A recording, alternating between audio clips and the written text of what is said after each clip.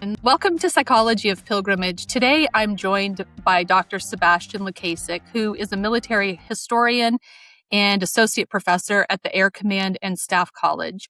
He is currently finishing a book on the Battle of Mont Blanc and its legacies, and we're going to delve into that a bit more during our conversation. And specifically, though, we're going to focus on a part of the book where Sebastian addresses General Henri Gouraud's 1923 visit to the U.S. But before we get into that, and because this is a psychology podcast, and because it's about pilgrimage, I'm really curious to hear about you and how you became interested in military history and some of the pieces of your life that moved you into the study of warfare and its associated topics. Well, thank you so much, Heather, for inviting me to join you today. It's always a privilege to talk to you, and I really look forward to our conversation. Before I begin, I just wanted to make a quick disclaimer. Everything that you and our audience will hear today from me represents my personal views only. It does not represent the official views or positions of the Air Command and Staff College or the U.S. Air Force or the United States government. And with that out of the way, let me actually get into your question. So, how did I become a military historian, and particularly how did I become interested in history of the First World War? So, I wish that I could tell you that it had to do with some, I don't know, something very transcendental or, maybe an ancestor who served in the war, but it's actually much more prosaic than that. So I do not have a General Gouraud in my family tree. Instead, when I was growing up, when I was a kid, I was the weird kid. And while most of my contemporaries were interested in, spaceships, the original Star Wars movies came out shortly after I was born, or personal computers, because personal computers were also starting to come online at the time, or cars or airplanes, whatever. I was the weird kid, so I was interested in castles and fortresses.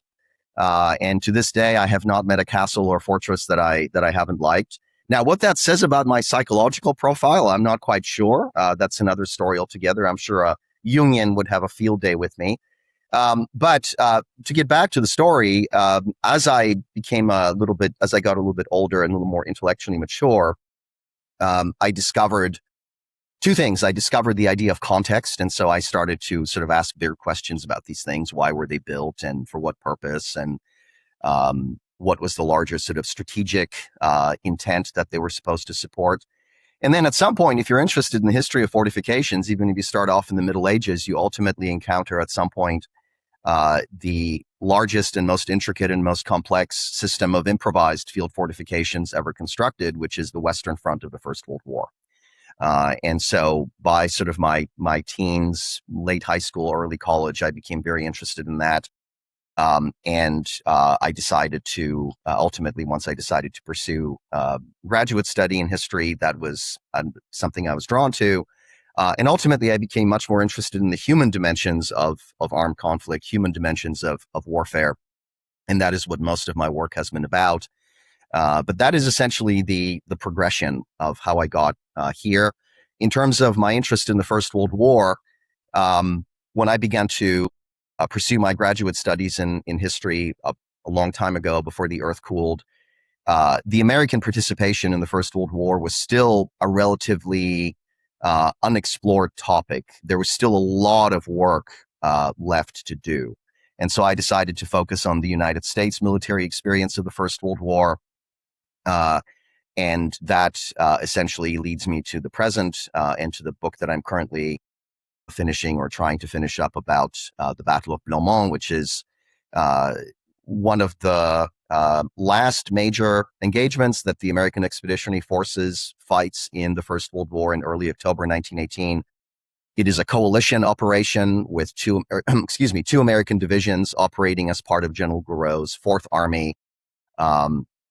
And in addition, there is a very interesting human story, because you cannot really understand this particular engagement without also getting into the impact that it has on the local communities, as well as on the wider region of Champagne, which is essentially so important that it's almost a separate character in my book. I just realized that when I was introducing you, I inverted those two words. Oh, did So you? sorry about that. No. It is not Mont Blanc, it is Blanc Yeah. Mont. So let me just correct that, since that is an important piece of the actual book. I want to make sure I get that right. So what exactly transpired to put you on the path to writing this book? I think you've done an excellent job of explaining your interest in the First World War, fortifications, the human dimension of warfare. And so within the last couple of years, you've kind of settled on this really interesting research, and I'm curious to hear about what led to that. So I think the initial impetus was um, a a desire to maybe rethink how military historians approach the analytical framework or analytical concept of battle. So obviously, um, traditionally, battle has been the most important and the most dominant analytical framework for military historians, to the point where by the 1970s, it began to fall into disrepute, in the sense that a lot of military historians today are very skeptical of its explanatory power, because it tends to, excuse me, it tends to miss a lot of the wider cultural and social context. So in terms of why I'm writing this particular book, I work for the US military, and so my scholarship is very much shaped by the requirements of the institution I work for. But I was very frustrated with the idea that battle is only about the movements and maneuvers of military units on the battlefield with the decisions of senior military commanders. And of course, there's a very rich tradition going back several decades in within military historiography of approaching battle from bottom up, looking at battle through the prism of the experiences of its ordinary participants. But I think even that is somewhat unsatisfying, because I think in order to understand a major military engagement, you have to place it in an even wider context. For example, I think you have to place it in the context of the locality where it takes place. You have to understand why a particular locality has become a theater of war. You have to understand the impact that war or that particular military engagement has in the local communities that happen to find themselves in harm's way, that happen to find themselves in the midst of fighting. And I think you also have to understand the aftermath of a battle. As we both know, and as most of our listeners know, battles do not stop once the guns fall silent. Battles continue to be contested. Their memory continues to be contested for decades, sometimes centuries afterward. Their meaning continues to be contested in the framework of commemoration and remembrance and memorialization. And this is essentially what I'm trying to do with my book. So the central part of the book deals with the Battle of Blanc Mont itself. It situates that engagement in the framework of the final Allied offensives in the fall of 1918. But essentially, that part of the book is sandwiched between a front piece, which discusses the Champagne region and the local communities as regions that actually are very familiar with war for centuries beforehand.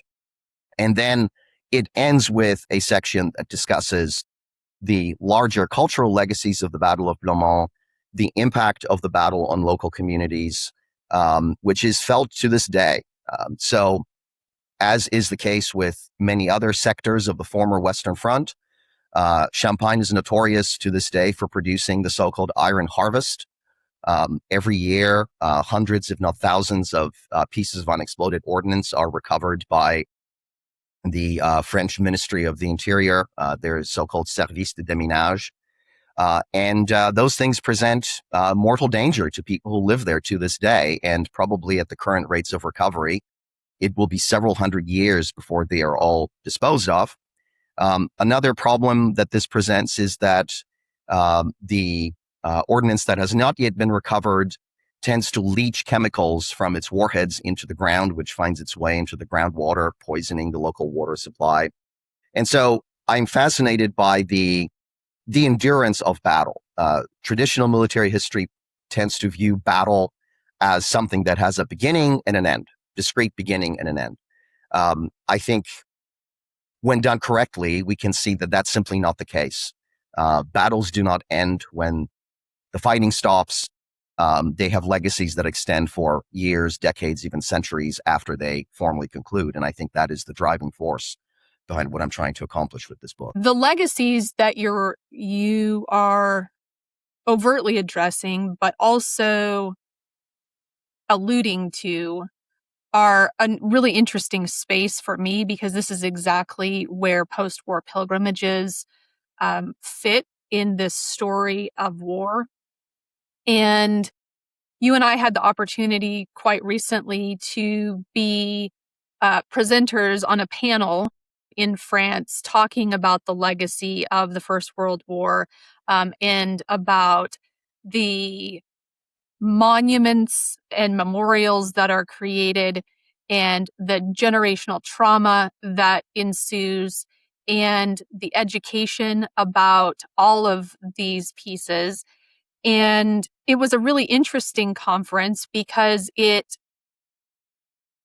included academics who are researching and writing about these elements. It included people who are practitioners who are shaping visitor experiences, for example. And it included a really interesting dynamic, which was primary school children all the way up to college and university students, and explored how some of the pedagogical components to teaching about this history and heritage and legacy, and also the experiences that students are engaged in at these sites. And I'm wondering what that was like for you, both as someone who was presenting on the topic, but also as someone witnessing, especially the children, talking about the exact spaces and the exact battle and the exact legacy that you're writing about. Yes, like you, I really admired the structure of the conference. It was quite unique, and I was very impressed with the way that all of these various components, the different types of participants, the different types of material that were presented, were very seamlessly integrated. I think what it brought to my mind is, as someone who lives in North America, someone who has only a very remote connection to the events that I describe, that I research and write about. It definitely reinforces in my mind the idea that for the communities in the former war zone that used to be the Western Front, right, the past is not past. And I think it's very difficult for some of us to relate to this. It's very difficult to relate to the idea of the past, of history, as something other than something that transpires in the pages of history books. But it struck me, I think one of the things that struck me in connection with what I just said is just how recent this is. The relative recency of this. We are just over a century removed from the end of the First World War.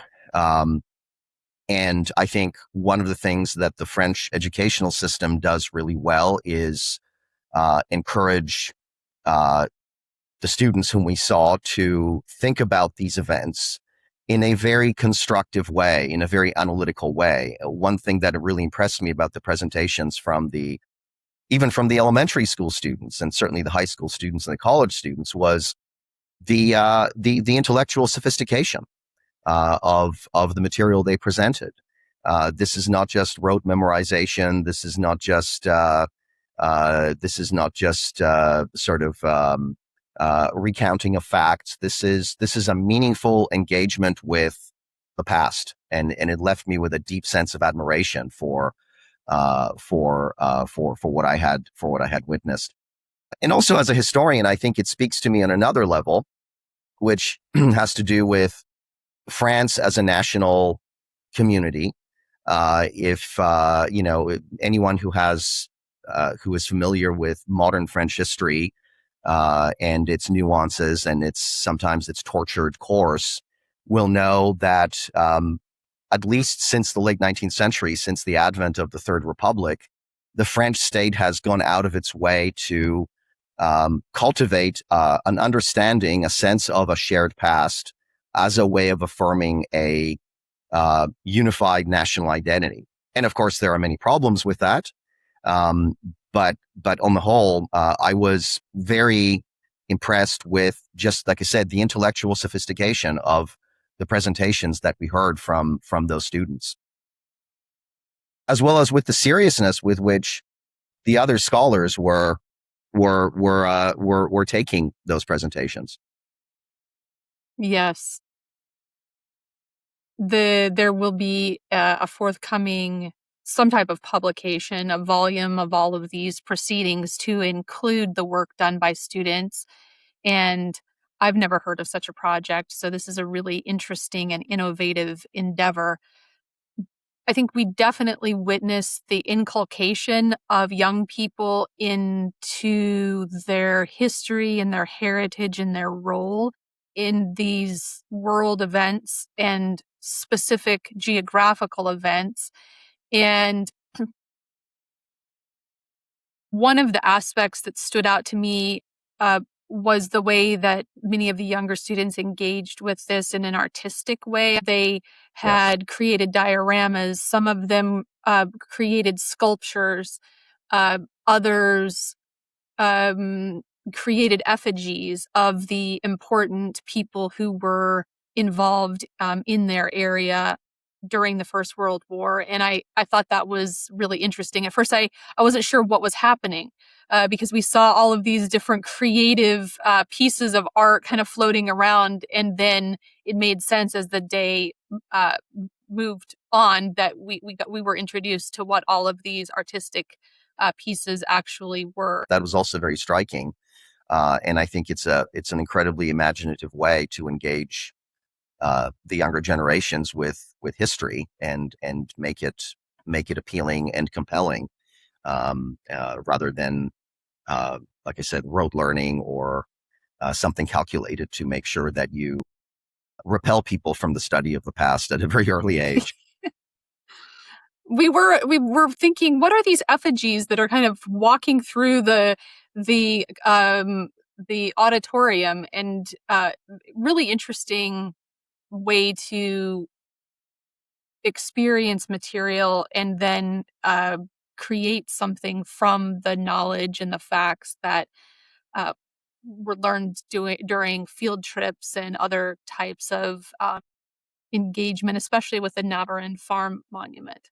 Yes, very much so. Very much so. Well, your presentation was fascinating, and it was about the journey of General Gouraud to the United States in 1923. And it would be fascinating to hear more about that. I think you're going to show some slides that we'll be able to talk about after you're finished. And it will be nice for me to revisit the material. Before you start sharing about the 1923 journey, I think it would be really helpful for viewers and listeners to have an orientation about who this incredible historical figure is and was, um, because he's not only important during the war, but after the war, and then certainly his legacy continues to present. And much of the conference was devoted to talking about the legacy of General. Yes, absolutely. He is indeed a very fascinating figure, and of course, he bridges your research with mine, since you've also have encountered him quite frequently in your own research.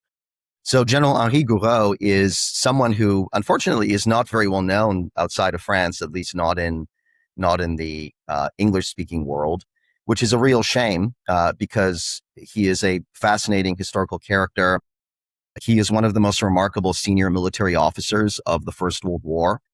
What stands out for me about him as a military historian is that he is one of the senior commanders of that conflict who really goes against the grain of the popular image of World War I generals as complete idiots who were callous, incompetent, who were gleeful about sending their soldiers to death by the thousands. Gouraud completely defies that image. But there's much more to him than that. He is someone who was born in Paris in the late 1860s, 1867 to be exact, into a solidly middle-class family. His family on his father's side are a family of physicians, surgeons, and a few soldiers. He himself is, I think, one of 6 siblings, 4 boys, 2 daughters, 2 girls. He and his youngest brother, Pierre, choose military careers. One of the other brothers follows the father's footsteps, becomes a physician. And I think the third brother enters the Catholic priesthood. Gouraud grows up as part of a generation of French people who have to deal with the legacies of France's defeat in the Franco-Prussian War of 1870, 1871. And in many ways, that influences his choice of a military career. He attends the Military Academy of Saint-Cyr, which is the prestigious service school that is essentially the equivalent of the U.S. Military Academy at West Point. And he spends most of his initial military career as a soldier and administrator in France's colonial empire, largely in West Africa and North Africa. He first becomes prominent in the public view in 1898 when he is still a relatively junior officer, a captain, and he commands a military detachment that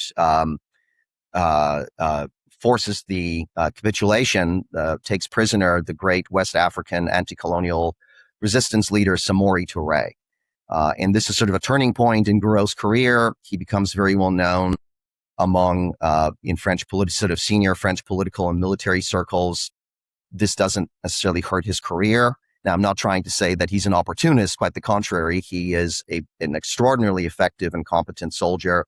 But he becomes a kind of a fast mover. He is promoted to the rank of brigadier general in 1913. He is the youngest general officer in the French army.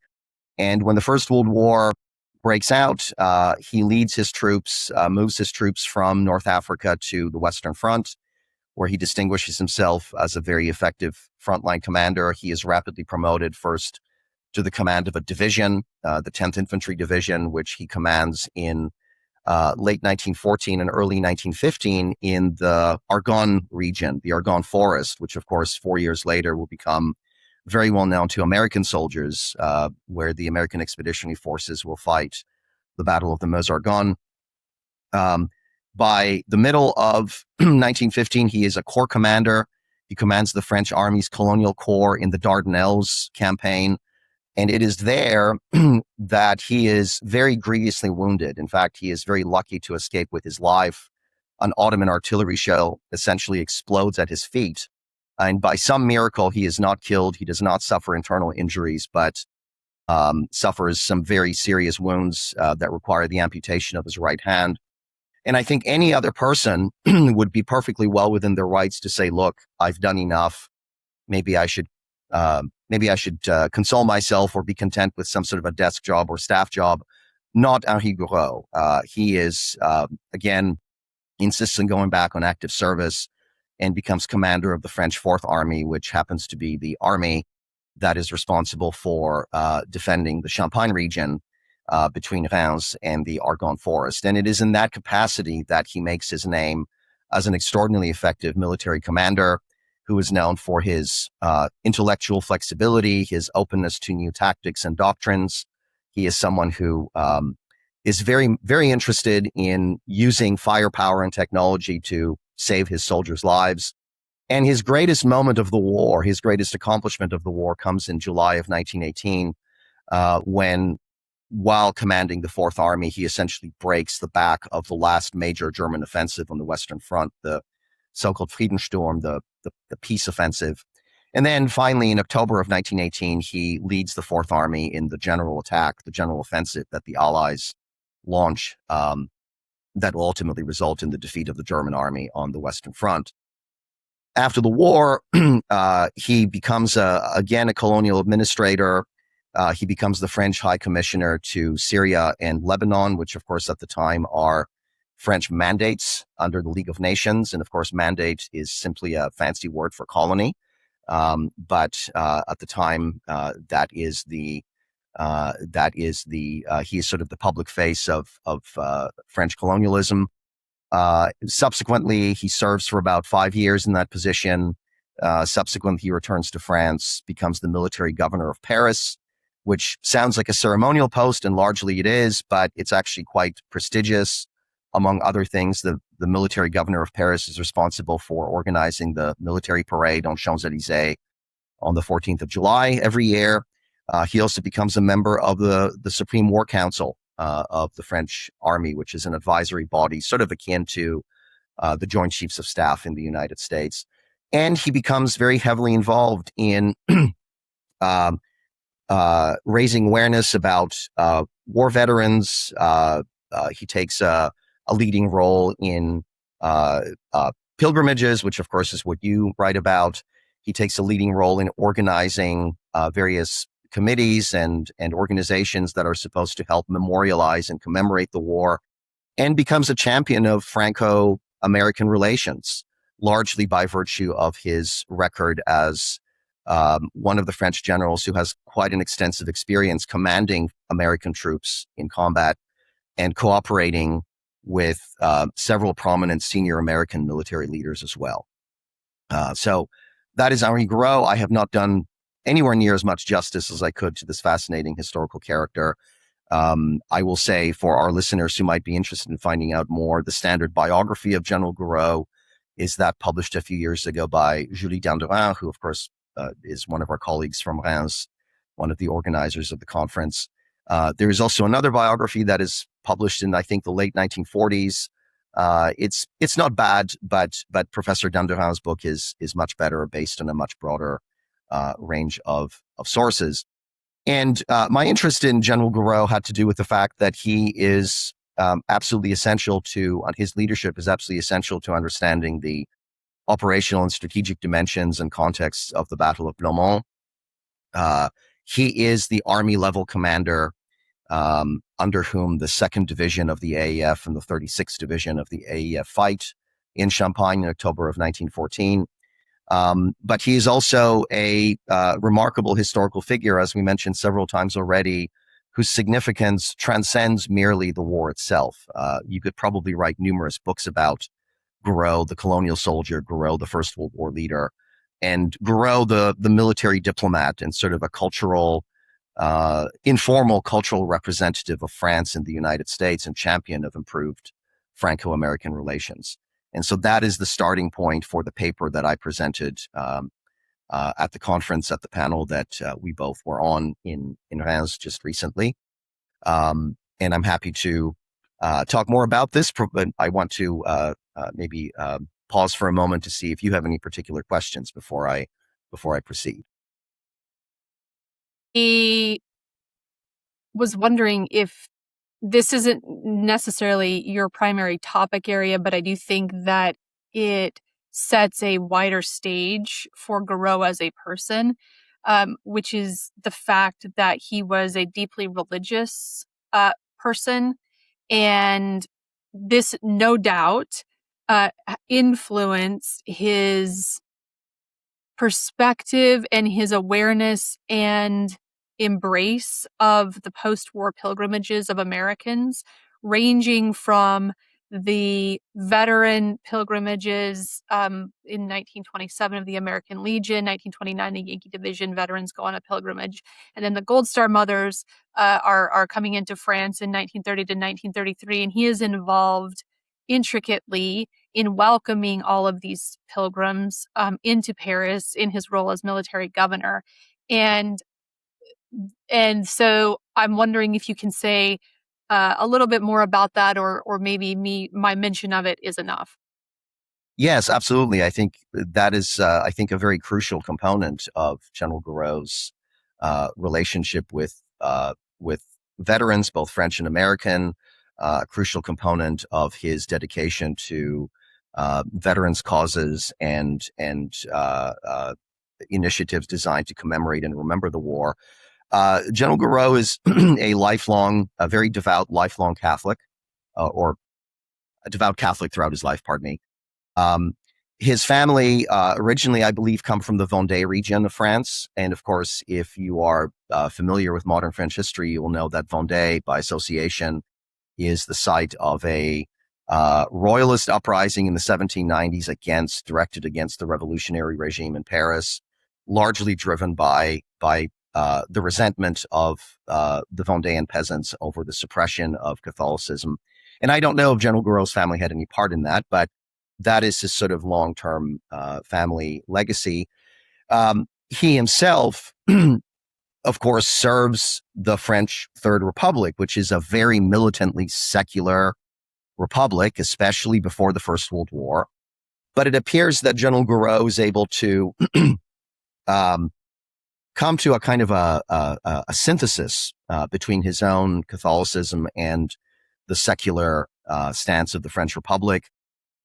He does not, I think, have much of a problem with the idea of a Catholic officer serving the French Republic, largely because I think he believes that the French state and the French national community is characterized by a degree of longevity and historical continuities that transcend specific regimes and specific political regimes at any given time.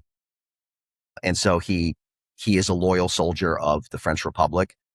Things, I think, are made a little bit easier by the fact that during the First World War and immediately after the First World War, there is a sort of a Catholic revival in France, and the French state engages in a measure of reconciliation with the Catholic Church, not only with French Catholics themselves, but also the papacy. So, for example, and I'm not an expert on this, but I've read enough of it to be able to say this, the canonization of Joan of Arc in 1920 as a saint, as a Catholic saint by Pope Benedict the 14th, I think, is part of that reconciliation process. And incidentally, I understand that General Gouraud had a special degree of respect for Joan of Arc, which may have had to do with the fact that his army was defending Reims, a city that has historical associations with Joan and her own military campaigns in the Middle Ages. Also, his Catholicism, I think, was very ecumenical. So if you look at some of the ceremonies in which he participates after the war, for example, the ceremonies meant to dedicate the cornerstone for the Navarin Memorial and subsequently the dedication of the completed memorial, those ceremonies feature a combination of civic ceremonies, civic Republican, sort of secular Republican ceremonies, and interfaith, interdenominational services, religious services. So there will be a Catholic mass, but there will also probably be a Protestant minister. There will also be a rabbi. And I think what that reflects is General Gouraud's affection for and respect for his soldiers. I think he believes that the sacrifice that he shares with his soldiers during the war and that his soldiers share with each other and him sublimates any differences of religion or political or ideological stance. And I definitely think that probably, and again, I don't know enough about this. I'm still doing the research in General Gouraud's personal papers. I'm absolutely convinced that he does conceptualize his visit to the United States in 1923, as well as the visits of American veterans to France, in the framework of a religious pilgrimage. And we can certainly explore that at greater detail in just a moment. I'm going to wait to ask any more questions until after you show the slides, because I think you're going to answer some of the questions, and I don't want to preemptively take away from that. Sure. Okay. So please feel free to stop me at any given time if you have any questions, and I will be happy to go through the slides. So the subject of my presentation, of my paper that I presented in Reims about a month ago, or just over a month ago, was General Gouraud's visit to the United States in 1923 the first of 3 visits that he would pay to the U.S. In his lifetime. He also visits the U.S. in the late 1929, I think, and 1930. After the First World War, he becomes quite the traveler because he is such a well-known public figure, not just in France, but also abroad. He tends to be a kind of a cultural representative of France in many different countries, and he is very well cut out for it. He's a bona fide war hero.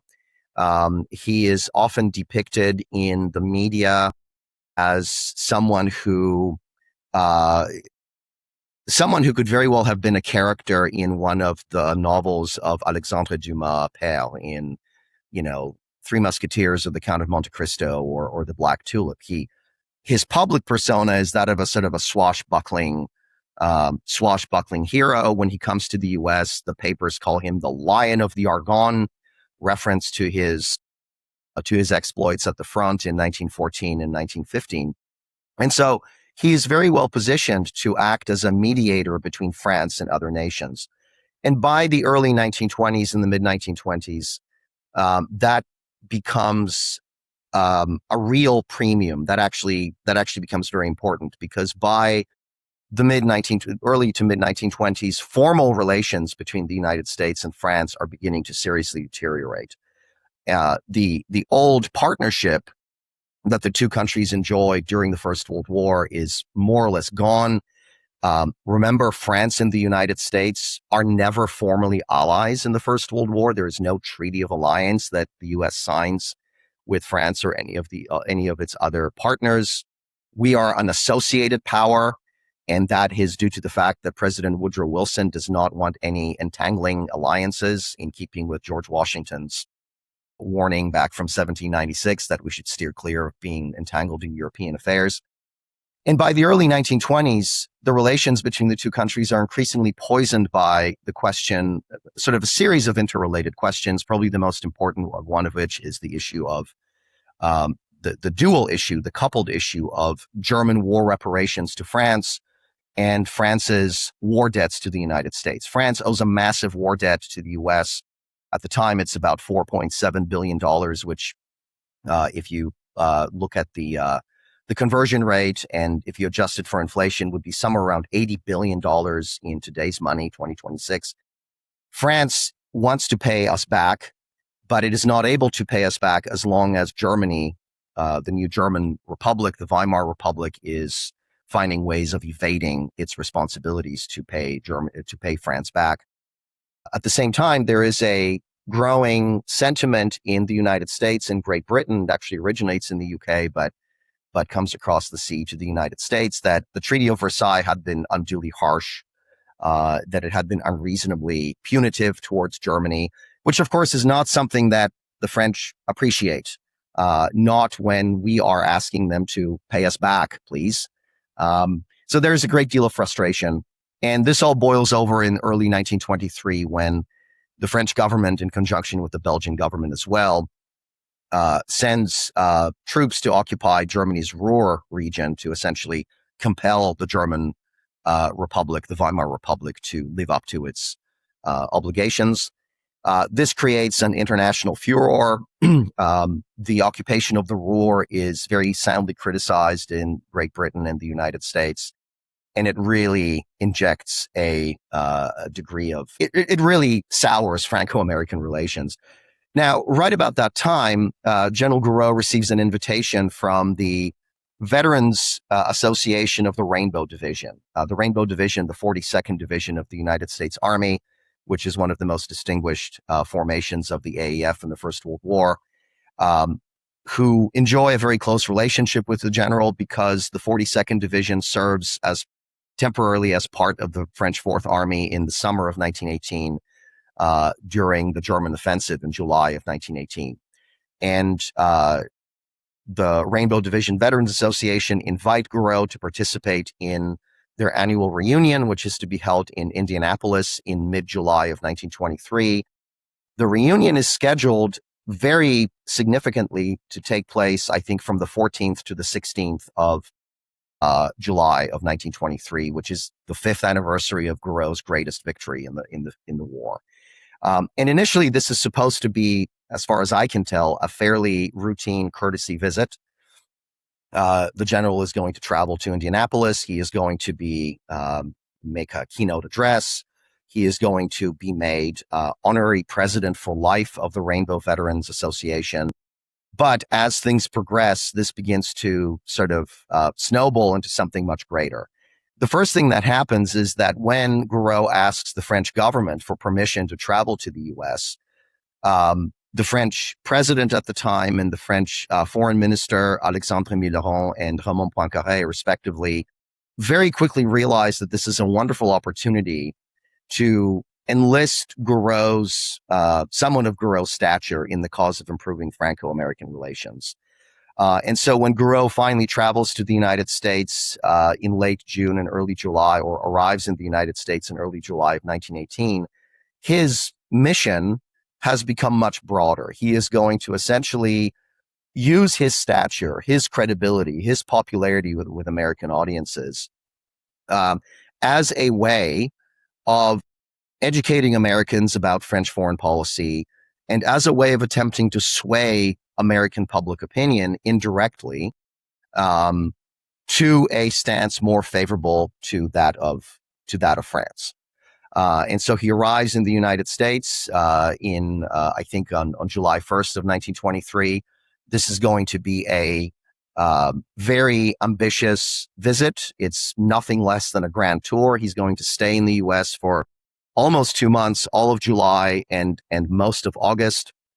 And as you and I have talked about this, I think you were the one who inspired. I must acknowledge your contribution to this, because I think you were the one who inspired me to think about Gouraud's visit as, this is probably the most celebrated visit by a French person to the United States since the Marquis de Lafayette's visit to the U.S. in 1824, 1825, when he comes to the U.S. as the nation's guest of honor to help celebrate the 50th anniversary of American independence. I can't think of any other French visitor to the U.S. since then, until General Gouraud's arrival, who received as much acclaim as he does. And the scale of the visit is quite breathtaking. I've looked at the archival documents, the archival sources. I've looked at his itineraries. They are enough to make your head spin. He travels all the way from New York across the country through the Midwest to California, back again down through the Southwest and Southeast to the East Coast. And along the way, he meets an incredible variety of people. He certainly meets with the usual suspects, senior political and military leaders. He meets with sort of captains of industry. He meets with diplomats. He meets with local dignitaries. But he also meets with veterans in every state in which he stops. He is always insists on meeting the local American veterans who happen to live there. Meets ordinary people. His itinerary is designed so that he's going to visit every one of the 26 states, plus the District of Columbia, that had contributed National Guard contingents to the 42nd Division during the war. And so the local chapters of the Rainbow Division veterans usually take the lead in entertaining him while he is visiting their local communities. Now, one of the things that I emphasized in my paper during my presentation was that this isn't just a simple goodwill visit. It, of course, is, but there is I think, a very shrewd design to this. Gouraud, throughout his visits, sends back reports, essentially sort of trip reports to his superiors in Paris, to President Mitterrand and Foreign Minister Poincaré. And during his visit, he makes speeches everywhere he goes. There's usually a standard Gouraud speech. The first part of the speech is usually going to provide some sort of a synthesis of France's historical relationship with the United States. It's going to affirm the shared record of sacrifice and solidarity and comradeship that French and American soldiers had forged during the war. He's going to probably trace that back to the historical origins of the two countries' relationship, going all the way to the American War of Independence. And then he is going to transition to a discussion of current affairs. He is going to engage in a form of cultural diplomacy, and he's going to try to very delicately justify French foreign policy, French policy towards Germany on the reparations issue, French policy in the war. He is going to, there's also evidence that I've discovered in his personal papers that he is establishing contacts with leading American industrialists and financiers, essentially attempting to ask them for advice about the best way of resolving the debt crisis. And I'm not a historian of finance. I don't have a smoking gun, but I think it's probably fair to say that his input and his advice are integral to the ultimate outcome of this particular crisis when France and the United States and Germany and Britain finally work out what is called the Dawes Plan, which allows for a solution to the reparations and debt issue later on in 1924 and in 1925. But I think more importantly, for our purposes and for the particular concerns that we're interested in here in your particular program, this is, I think, for General Gouraud, a pilgrimage. And one of the reasons I say this is because among the stops on his itinerary, featuring very conspicuously, are some of the most sacred sites of America's civic religion, of our own Republican civic religion. So he very conspicuously visits Mount Vernon and pays his respects at the grave of George Washington. He participates in the 4th of July ceremonies and celebrations in Philadelphia at Independence Hall. And there's sort of religious undertones here that I think can be very much connected to Catholicism. So, for example, he touches the Liberty Bell. And this is very highly publicized, receives great coverage, extensive coverage in newspapers, which, of course, to me is reminiscent of touching a relic, right? He sits in the chair in which George Washington sat when he presided over the Constitutional Convention in 1787. So he is very conspicuously visiting these sites and affirming his willingness and indeed, I think, his desire to commune with the sacred sites of America's Republican sort of civic Republican traditions. The second part of his mission, which has to do with the commemoration of the First World War, is something that revolves around the construction of the Navarone Memorial.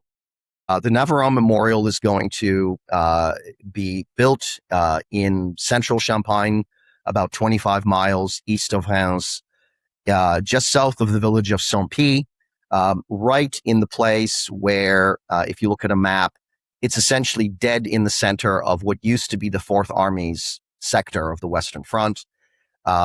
Its name is derived from a farmstead and an inn that stands in the area, which is almost completely destroyed in 1915, and it is the epicenter of some of the heaviest fighting on the Champagne sector of the Western Front. So for a French soldier or even an American soldier who serves in Champagne in 1918, Navarone the name Navarone has a certain resonance. And so in, I believe, 1920, I think it's 1922 or 1923, that a committee is organized to build this memorial to raise funds for it. The person who is the public face of the committee is General Gouraud, the wartime commander of the Fourth Army, who, of course, identifies with this particular cause. He issues a public appeal to the veterans of the First World War who had served in Champagne, not just the French veterans, but also the American veterans. And part of the rationale for his trip to the United States is to appeal to Americans for assistance with the construction of the memorial. Now, there's a bit of a mystery here because neither I nor any of my French colleagues who have written about this have actually been able to track down any evidence of how much money he raises in the United States, how much of a portion of the financing is contributed by American donors. But the point is, from the beginning, the Navarone Memorial is going to be explicitly a Franco-American memorial. It's going to commemorate both French and American troops. The other dimension of this, reflecting that intent, is that the design of the memorial is going to feature a sculptural group of 3 soldiers who are going to surmount a pyramid-like structure, the pyramid-like basis of this. 2 of those soldiers are going to be French poilus, French soldiers. The soldier in the center, his features will be modeled on those of General Gouraud himself. The soldier on his right, the French soldier on his right, will be modeled on the features of the brother of the sculptor of this particular installation, who had been killed in 1915. And the soldier on the left will be an American doughboy. And it is General Gouraud's intention that the American doughboy's features reflect the features of one of the most famous American participants of the war, one of the most famous American casualties of the war, Lieutenant Quentin Roosevelt of the U.S. Army's Air Service, who was killed in combat, shot down in an aerial dogfight in July of 1918. One of the destinations that General Gouraud visits during his visit is Sagamore Hill, the former home of President Teddy Roosevelt, who had died in 1919. And the purpose of his visit is to first pay his respects at President Roosevelt's grave, but also to pay his respects to Edith Roosevelt, President Roosevelt's widow, and to ask her for her permission to use the likeness of her son, Quentin, as the likeness of the American soldier, the figure that's going to represent the American doughboy on the Navarone memorial. Edith Roosevelt not only consents, but also provides him with at least one photograph of Quentin, which then becomes the basis of the sculpture that we see to this day, surmounting one of the 3 sculptures surmounting the Navarone monument in Champagne.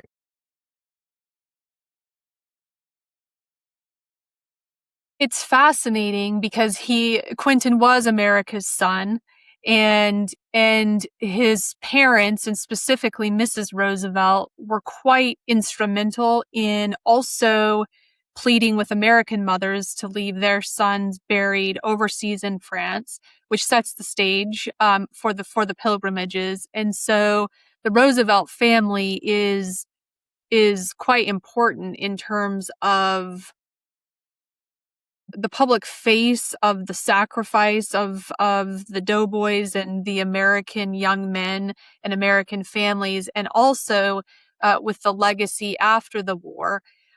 And I'm really curious, and I'm hoping you and I we're working on a paper around the Gouraud's participation in the pilgrimages. But one of the things I really want to learn about is why. Specifically, is it just on the face of it that Quentin Roosevelt is America's son, and that's why his face is selected, or is there something that is deeper than that for Gouraud? Yeah, that's a great question. And obviously, at this point, I can't quite tell without further research. I suspect that this may actually be quite personal for Gouraud, because Gouraud himself is often depicted, again, in the press as this swashbuckling, Alexandre Dumas type. And if you look at the public images of Gouraud, the public persona, but also the actual photographic representations that get published in the papers, it's usually this very nonchalant French officer. He often has a cigarette dangling from his lips. But there is another side to him. And I think I didn't think of this until I got to see several photographs of him that are taken in the years after the war. Gouraud, for all of his outward public nonchalance and swashbuckling demeanor, I think is someone who was very deeply scarred by the war. First, he loses a younger brother. His brother Pierre is killed in combat at the Battle of the Somme, when he leads his troops as a battalion commander, leads his troops into action, and is killed at the Somme in the summer of 1916. So there's clearly a sense of loss, and I wouldn't go as far as to say that maybe Gouraud sees his younger brother in Quentin, but you never know. The other issue, I think, is that, Gouraud is himself someone who bears very visible scars from this war. I mean, he loses an arm. He suffers a very grievous injury. He is himself a war amputee, which in many ways is something that enhances his credibility and prestige with the ordinary veterans of the war, both French and American. And so I would argue that Gouraud perhaps can relate to Teddy Roosevelt's and Edith Roosevelt's loss of Quentin on a very deeply personal level. And I think that might be a part of it. Again, I don't see any, there's no document I've seen where he talks about this. But it wouldn't surprise me if that were the case. I think people underestimate, back then, people really underestimated the sense of trauma that the war would have left him with, not only because of the sense of personal loss, but also because as a senior military commander, and this is something that I think people don't understand, he had to bear an enormous burden, cognitive, intellectual, psychological, physical, emotional, the burden of high command. By the end of 1918, by the time the war ends, when he's an army commander, he commands over 500,000 troops, 2,500 artillery pieces, hundreds of tanks, about 1,500 combat aircraft. It is an enormous burden of responsibility that would break a lesser person. Very few people can, I think, bear it. And when you couple that with the personal trauma and personal tragedy, I think seeing Edith's grief over the loss of Quentin, I think would have been something that he would have been able to relate to by virtue of having lost his own younger brother. Mm-hmm. Yeah, that makes sense. I was also curious.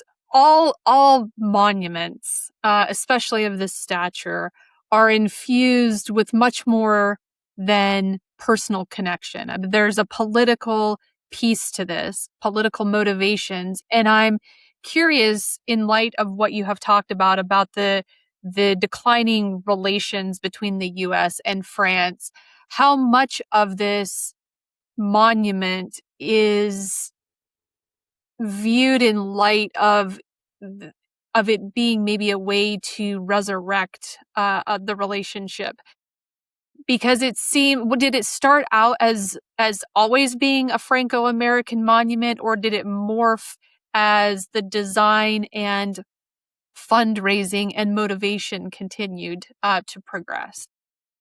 As far as I know, it starts off as a Franco-American monument.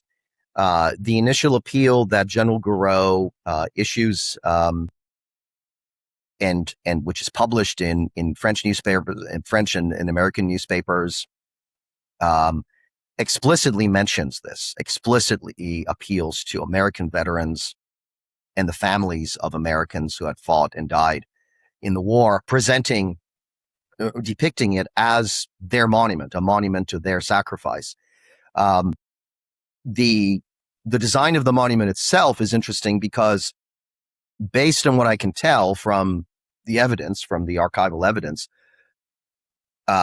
Gouraud comes up with the idea for including an American doughboy in the sculptural group atop the monument before he goes to the United States and before he asks Edith Roosevelt for permission to use Quentin as the model. And then finally, if you look at the inscriptions on the monument, each French division that serves in Champagne is named, along with each of the American divisions that serve in Champagne as well.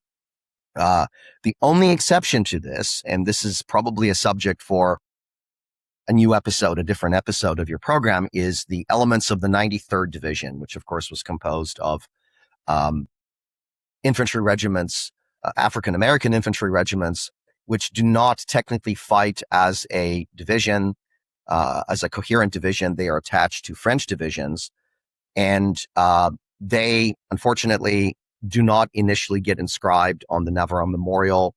That injustice is corrected, I believe, in the early 1990s, which is my source for this is our colleague Dr. Henri Gouraud, one of General Gouraud's family members, who was also with us in Reims. But yes, from the start, the evidence seems pretty overwhelming that this is meant to be a Franco-American memorial, that it is supposed to represent the shared sacrifice of French and American soldiers, French and American troops in Champagne.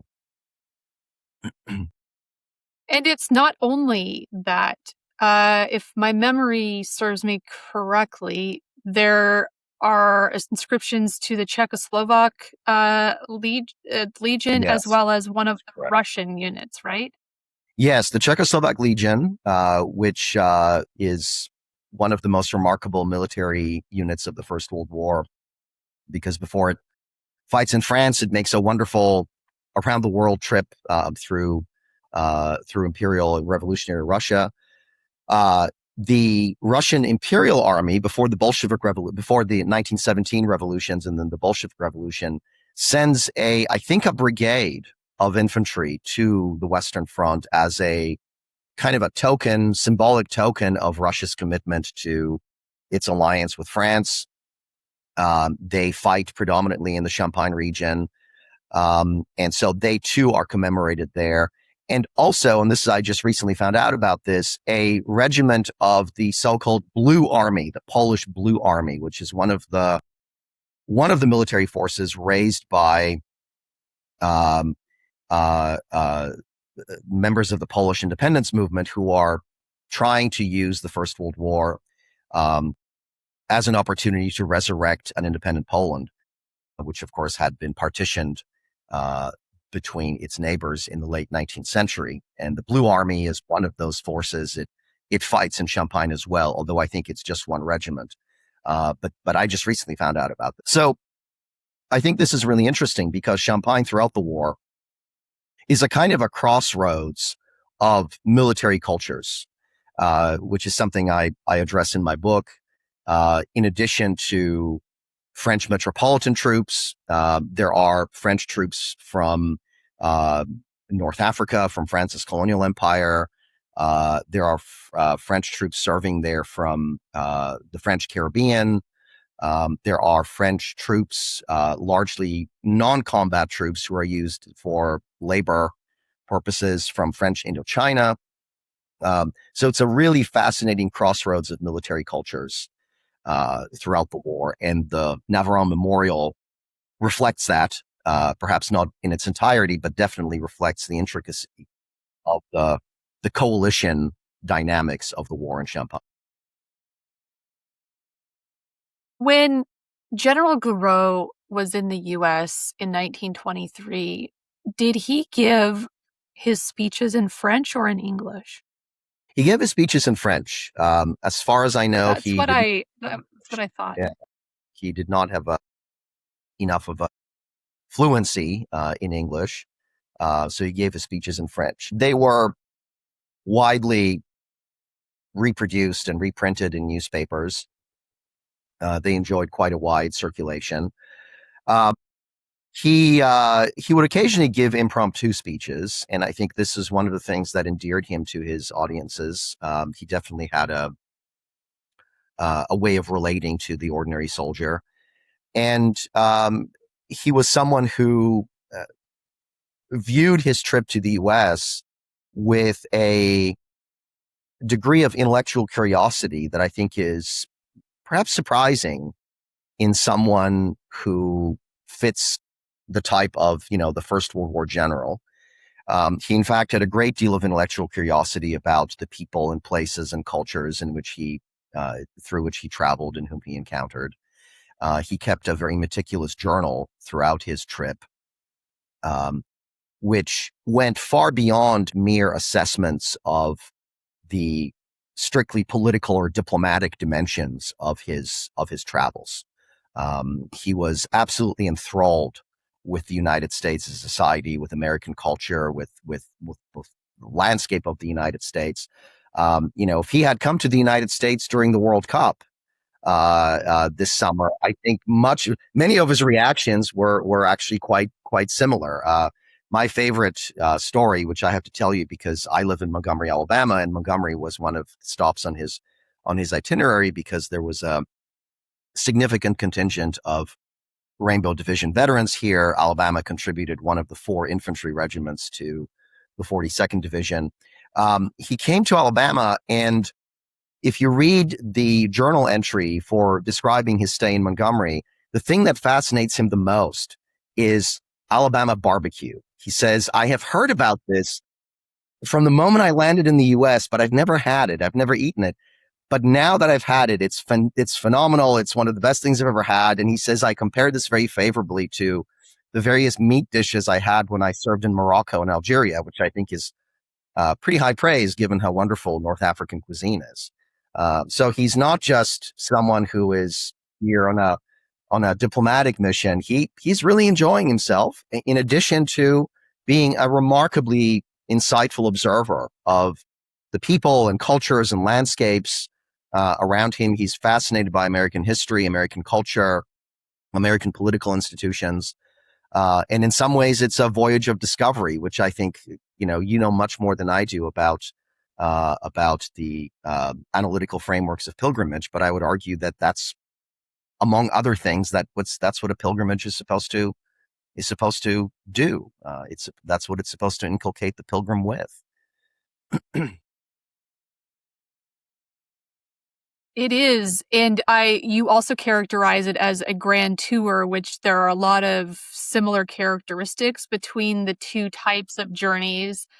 And I was amused in my own head as you were talking about what he would have thought or may have thought about the World Cup, because so many observations that have been, at least on social media, are about visitors encountering food and ranch dressing, for example, being a gateway drug. And so I was thinking, I wonder if the barbecue would have been like this gateway drug for That's Gouraud right. That's right. to U.S. culture. That's right. And I did a little bit of research into this, and I think not only was it barbecue, I think they treated him to an open pit barbecue. So it was I also was wondering this. I'm pretty sure it was open pit, because it took place outdoors, and the evidence is not conclusive, but the way I read it between the lines, I think it was an open pit thing. So he would have gotten the real deal. But yes, I was when I read this stuff, I actually, like you, I have in mind the social media posts about Europeans coming to the US and getting their minds blown that there are free refills on Diet Coke. Yeah. And the hashtag barbecue Yes, exactly. may have been popular for Gouraud as he's doing a selfie video tour. Yes. So what are some of the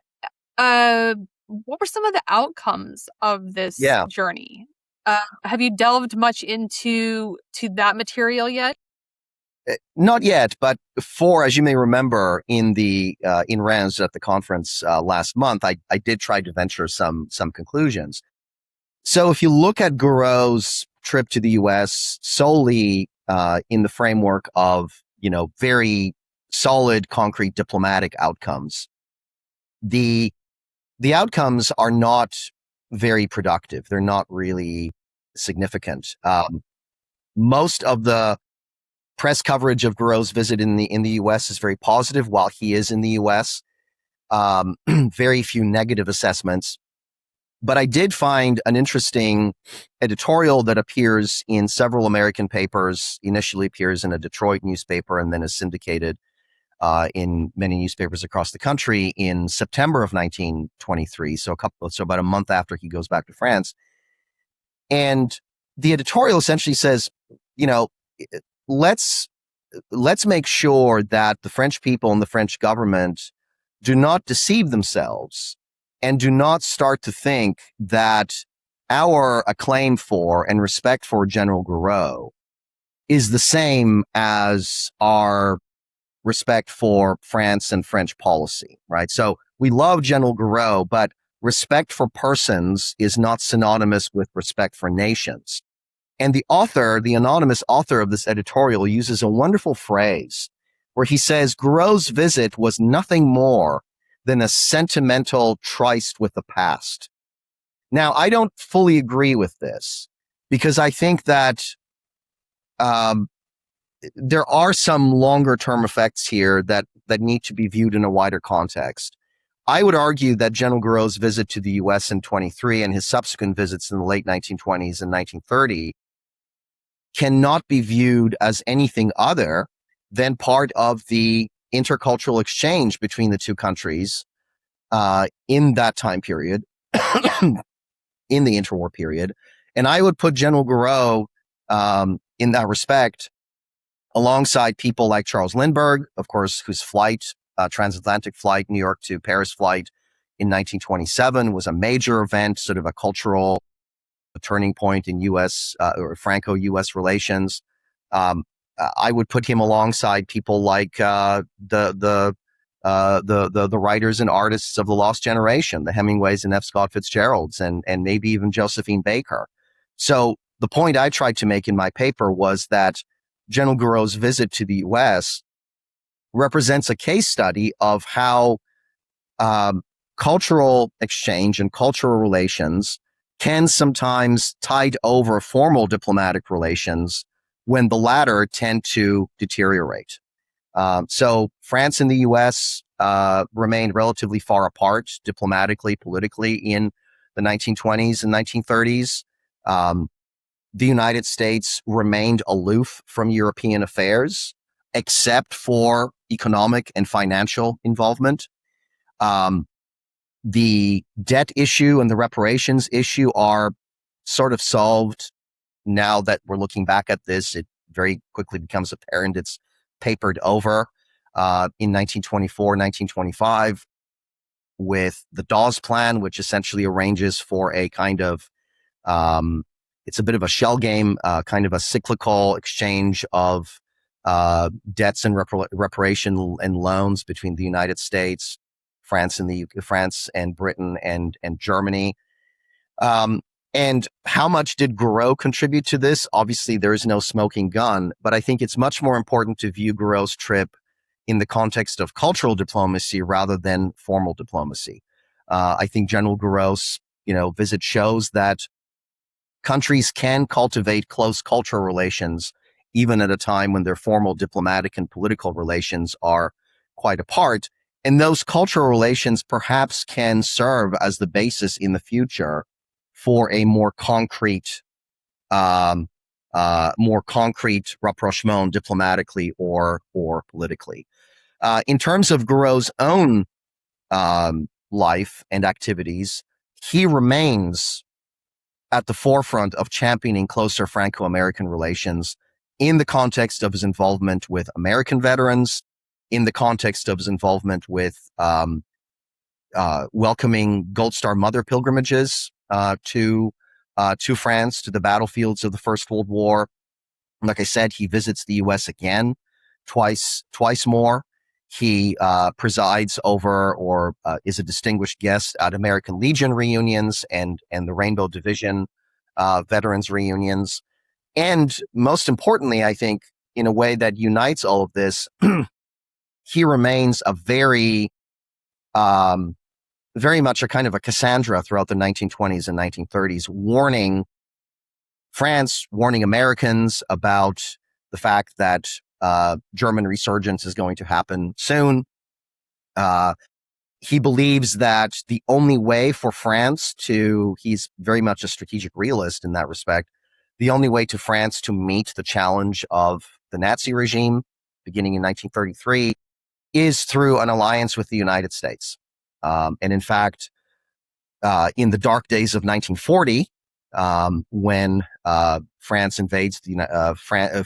Germany invades France and the Low Countries, Gouraud, who by this time is retired from military service, he's getting quite old, he conceives this slightly madcap plan where he offers to the French government, he offers to go to the United States and meet with American government officials and persuade them, using his own influence, persuade them to have the U.S. intervene on France's behalf, which of course is very much in keeping, I think, with his persona, and is actually, I think, quite moving. He lives to see the end of the Second World War. He spends most of the Second World War in France itself. he sort of retreats into private life. He does not, he refuses to collaborate with the occupiers of the Vichy regime. He dies in the summer of 1946, receives a state funeral in Paris, and his final resting place, fittingly enough, is the Navarone Memorial. His final will and testament specifies explicitly, includes the sentence which states, "I wish to be buried with my soldiers whom I have loved so much." And he is laid to rest at the Navarone Memorial in the company of the remains of about 10,000 French poilus, whose remains are interned there as well, because not only is it a memorial, it's also an ossuary, a smaller version of the famous ossuary at Verdun. You bring up a good point about the importance of individual people as cultural diplomats, as agents of soft power. And the Gouraud family has continued in this way. I think it was his nephew who served as one of the military attachés to the United States, and so it's interesting to see this personal and familial focus on Franco-American relations. And so I think, to your point, while the individual 1923 visit may not have had significant outcomes, sometimes these relationships unfold over decades and become important later on in the historical picture. Yes, I agree. And I think the conference that we had the pleasure and privilege of participating in was a reflection of that. Not only because Yes. members of the Gouraud family were instrumental in organizing it and are instrumental to this day in the activities of the Association for the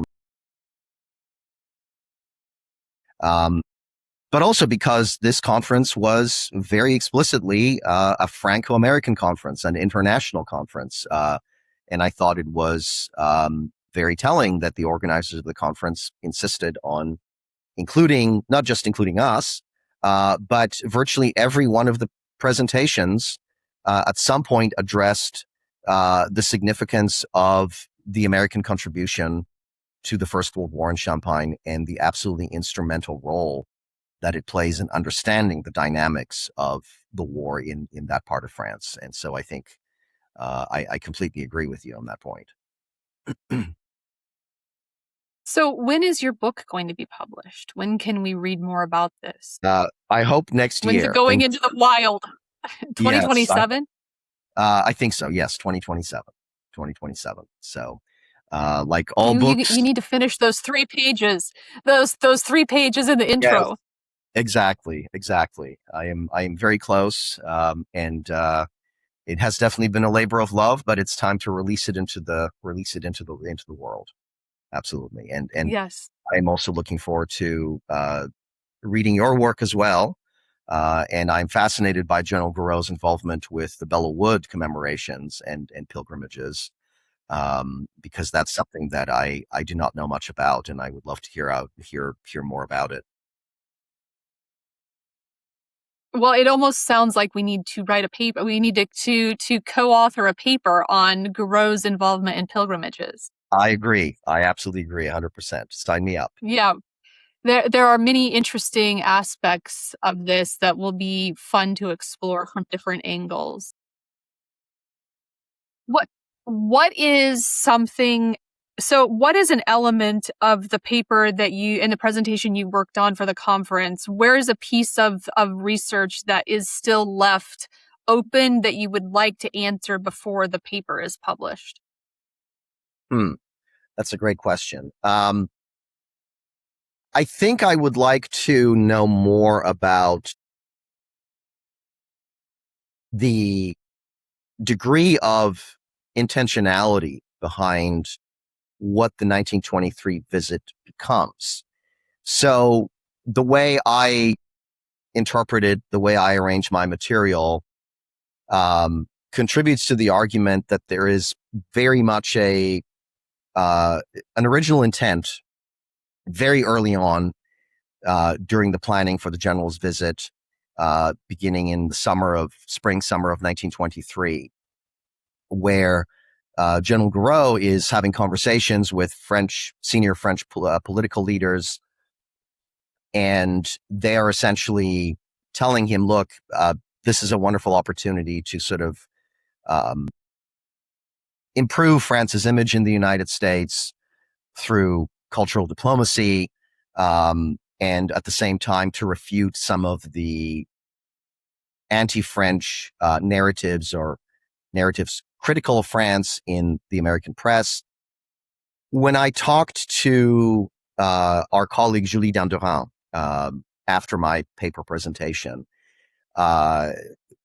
she told me she was a little skeptical. She argues that General Gouraud arrives in the United States and the visit sort of takes a life of its own. This happens almost organically. So I need to see whether I'm right or whether she's right. I don't know. I need to sort of explore more the degree of intention behind this particular visit. And in other words, whether General Gouraud was crafting his speeches, his behavior, his actions in keeping or in alignment with the sort of broad strategic guidance that he receives from his political masters in Paris, or whether he is just a kind of a spontaneous pilgrim who goes to this fascinating land that he had wanted to go to, and begins to explore and sort of improvises as he goes along. His entire life and entire career is still very much open to more scholarship and additional work. So hopefully we will never run out of further research on this absolutely fascinating historical figure. The barbecue pilgrim takes over. Yes.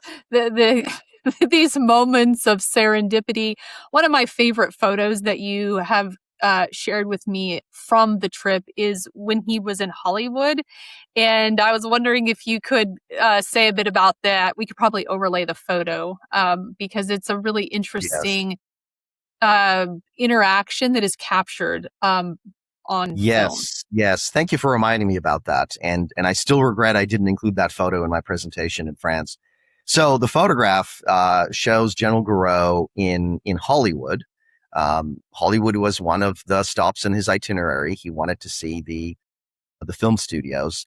And one of the places he visited in Hollywood was the Douglas Fairbanks studio. Douglas Fairbanks and Mary Pickford were, of course, two of the biggest celebrities of the day. They were, I think, they were not married yet, but they would be married soon.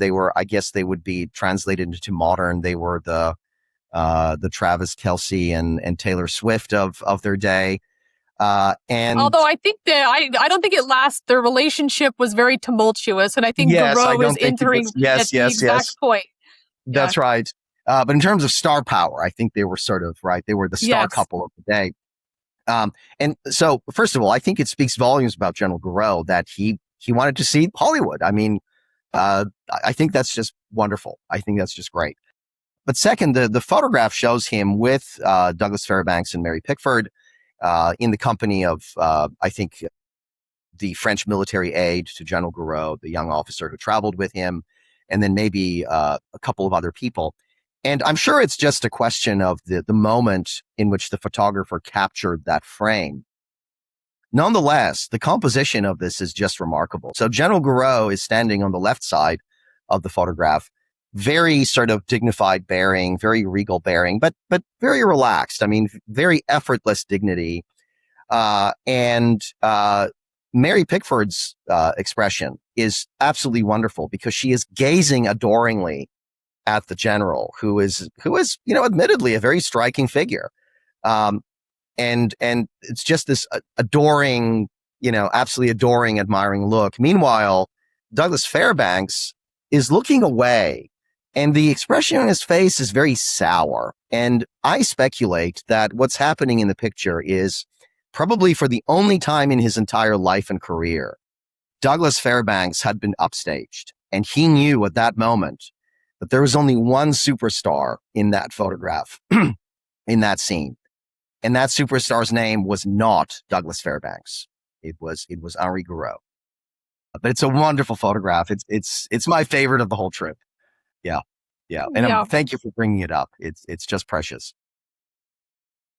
Well, I thank you for taking the time over the weekend to speak with me about your forthcoming book and the 1923 visit and the conference that we both attended. I appreciate your time, and I'm looking forward to seeing the book in print and to collaborating with you on this interesting dynamic, this intersection of pilgrimage with the life of General Gouraud in the form of these post-war pilgrimages that occurred, in which he was a significant figure as military governor, welcoming the pilgrims to Paris.